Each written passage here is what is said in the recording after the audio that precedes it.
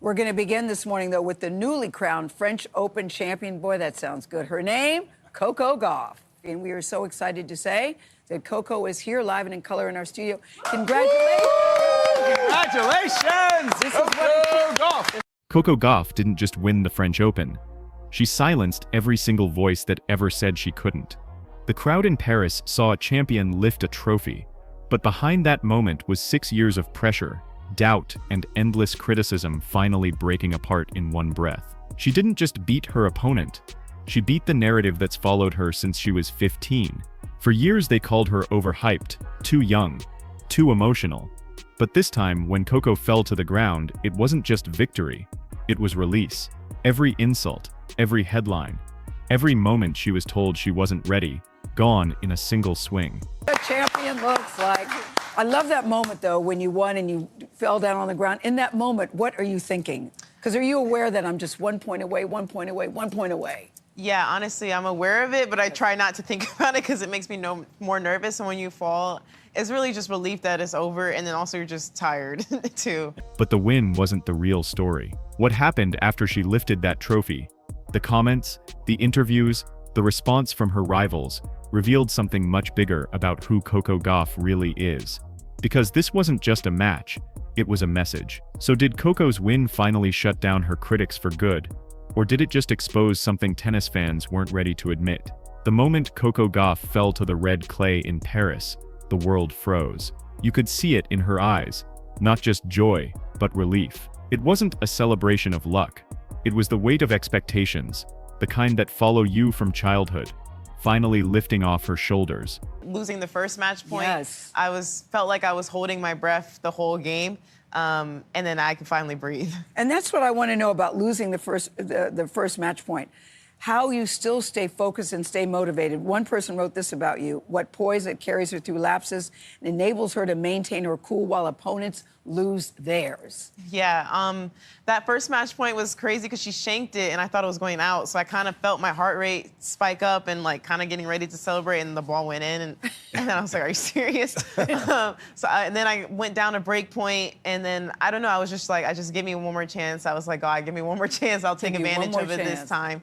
Imagine carrying the pressure of being called the next Serena Williams, since you were barely old enough to drive, and then actually living up to it. For Coco, that moment wasn't just the end of a match. It was 6 years of work, heartbreak, and doubt coming full circle. The girl who once shocked the world at 15 by defeating Venus Williams had finally become what everyone expected: a Grand Slam champion. But unlike others, she didn't scream or boast. She just collapsed, completely overwhelmed, as the crowd roared. That's what makes it so powerful. Behind that fall was exhaustion, not ego. Relief, not arrogance. You could almost feel her say, "It's finally over."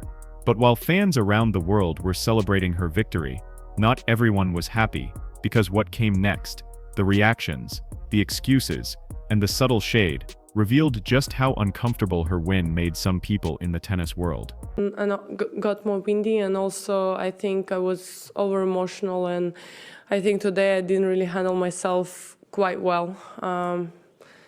Mentally, I would say. So basically that's it. I was just making unforced errors. Like, I don't know, I have to check the statistics. I think she won the match not because she played incredible, just because I made all of those mistakes from, like, if you look from the outside, kind of like from an easy balls.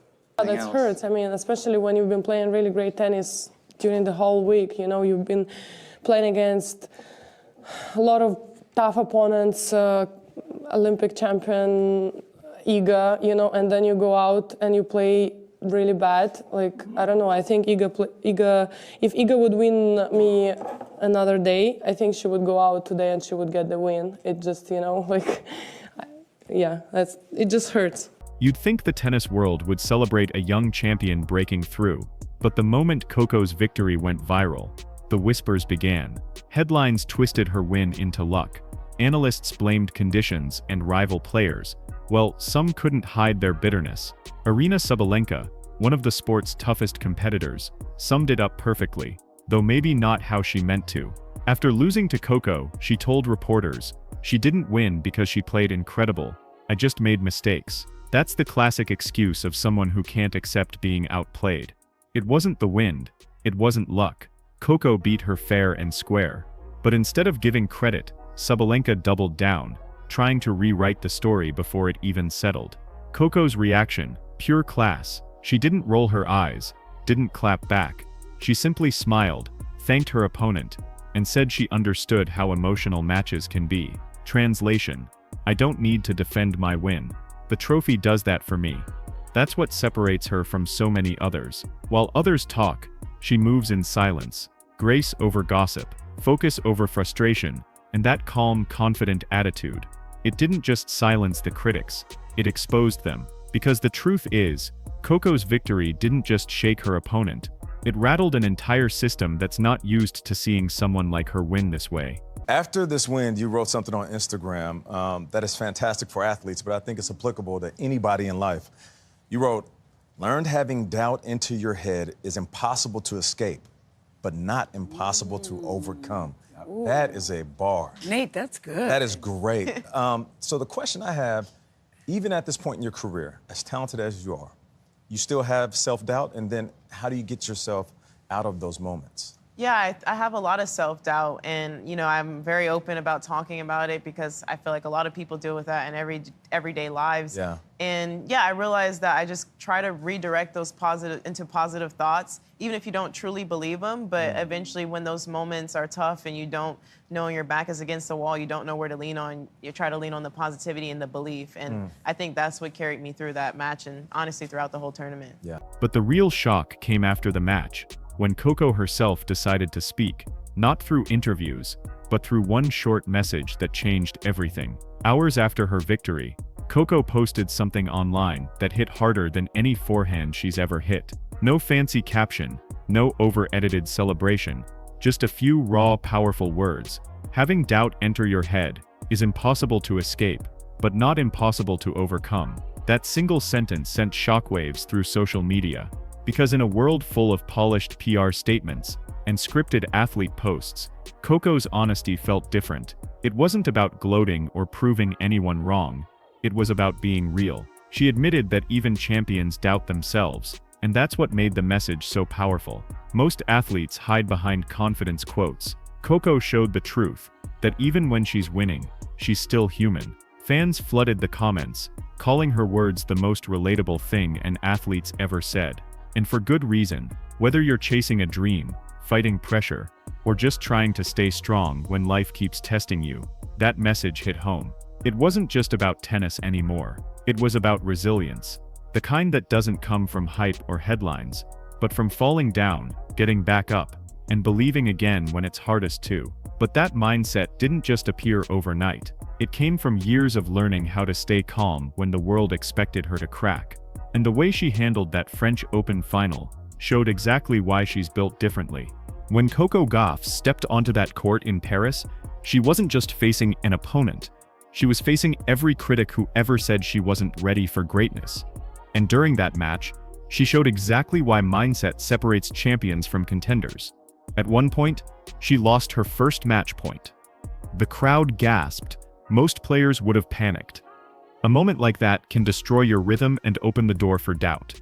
But Coco didn't crumble. She didn't slam her racket or argue with herself. She paused, looked up, and whispered a short prayer.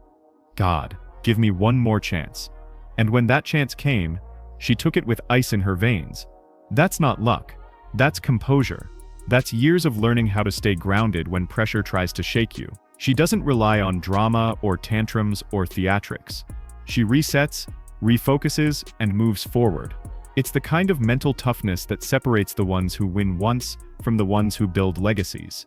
Even at just 21, Coco's emotional control is something most athletes never master. You can see it in how she carries herself. Calm, unbothered, but razor sharp when it's time to compete. That discipline is her superpower. It's not about ego, it's about endurance, mentally, physically, and emotionally.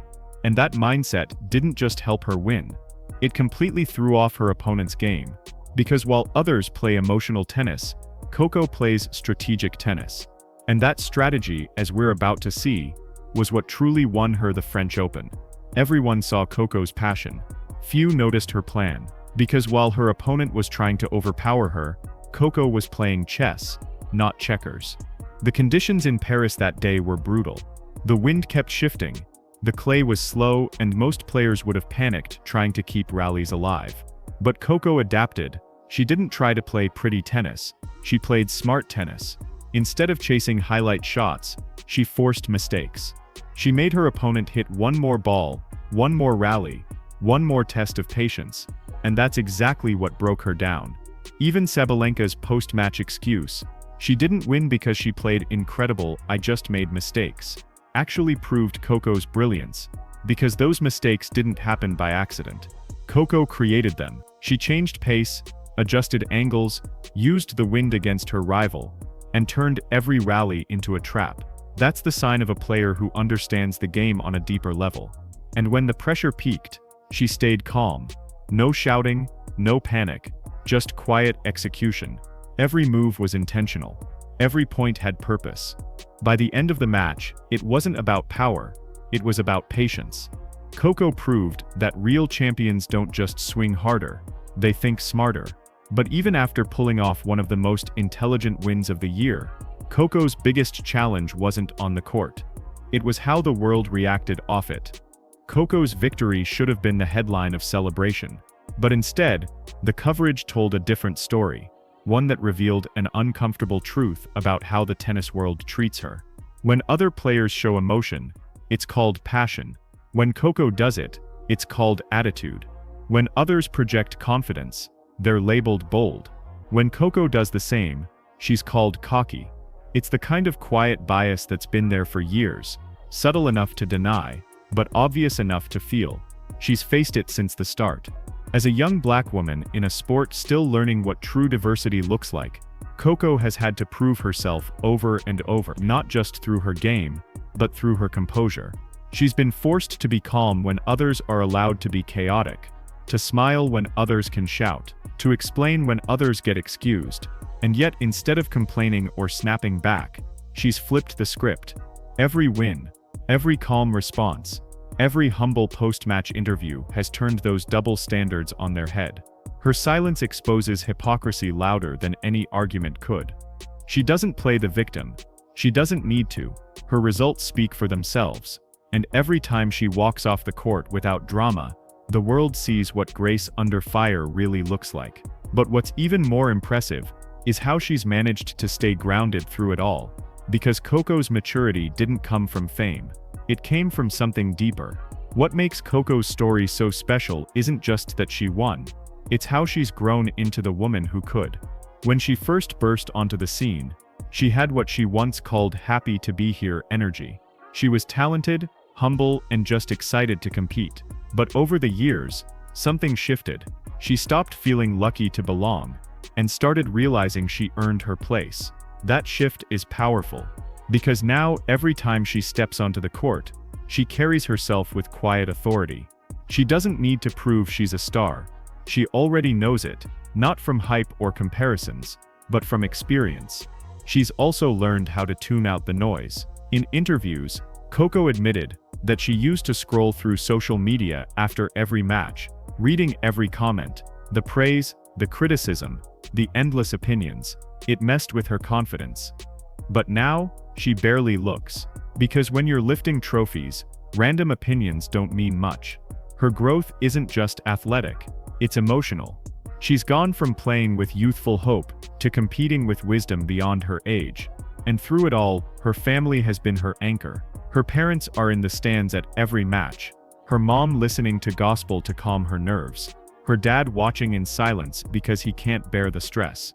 They've been there from day one, not as managers or coaches, but as parents who simply believe in her. When Coco won the French Open, the first thing she did wasn't scream or pose. She looked up at her family box, searching for their faces. It was raw, emotional, and genuine. That moment wasn't about fame. It was about home. And that grounding, that connection to who she is and where she came from, is exactly why she's built for something bigger than just tennis. Coco Gauff isn't chasing fame. She's building a legacy. After winning the French Open, she didn't go on a bragging tour or flood social media. She simply said, I'm heading home, resting, then preparing for Wimbledon. That's a champion's mindset. Calm, focused, and hungry for more. At just 21, Coco already carries herself like a veteran. She's not driven by hype or applause. She's driven by purpose. Every match, every quote, every moment feels intentional. Like she's playing the long game while everyone else is chasing headlines. And that's what makes her dangerous. Because in a world obsessed with noise, Coco wins quietly. She doesn't need drama to stay relevant. Her results speak for her. That's how legacies are built. Not with words, but with work. Coco's rise has shaken the tennis world. Not because she's controversial, but because she's changing the definition of what dominance looks like. For years, the sport wanted her to stay the promising young player. Polite, marketable, safe, but now she's confident, composed, and unbeatable. And that scares people who preferred her smaller. Commentators can't keep up. One day they say she's too defensive, the next, too aggressive. The truth, Coco's simply too unpredictable to fit their old narratives. She's not playing the game their way anymore. She's rewriting it. And that calm confidence, it's power. While others chase attention, Coco wins quietly. Every time she lifts a trophy, she proves that focus beats flash, and the world is finally realizing. Coco Gauff isn't the future of tennis anymore. She's the present. Coco Gauff's French Open win wasn't just a victory, it was a statement. She proved that talent, patience, and quiet confidence can outlast hype, criticism, and doubt. Every swing, every word, every calm response showed that you don't need drama to make history, just discipline. At 21, she's already doing what legends take decades to achieve, earning respect, inspiring millions, and reshaping how greatness looks in modern tennis. Coco didn't just win a title, she redefined what it means to rise above pressure. So now the question isn't whether Coco will dominate the sport, it's how many records she'll break before anyone catches up. Do you think her win marks the start of a new tennis era? Drop your thoughts in the comments. Hit that like button if you're proud of Coco's journey. And don't forget to subscribe for more stories about the athletes changing the game, one match at a time.